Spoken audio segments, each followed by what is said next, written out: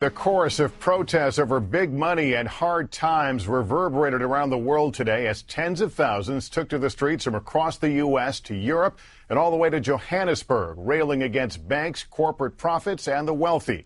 But it was in Rome that things turned violent, with reports of at least 70 injured, cars set afire, and banks firebombed.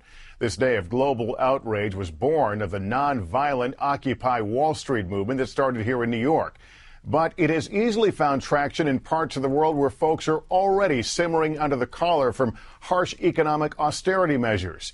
Collectively, their anger is clear, their specific demands less so. But nonetheless, they've got the world's attention. NBC's Keir Simmons leads off our coverage from London tonight. This was the day protests on Wall Street went worldwide and in places turned violent. In Rome, some protesters interrupted a peaceful demonstration to smash bank windows and set fires. There were running battles with water cannon and tear gas. Reports say 20 were injured, protesters and police.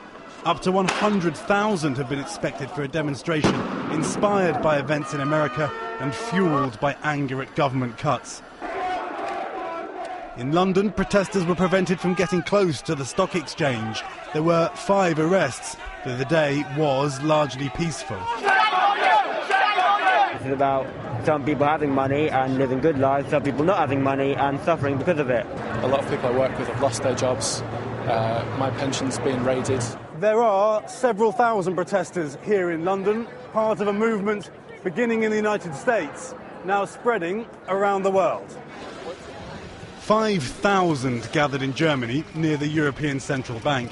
The same slogans adopted in the US seen today in Germany and in Taiwan and in Australia. Messages that have gone global, spread through the internet. We want an alternative, one that's based on human need and human rights, not on, corporate greed.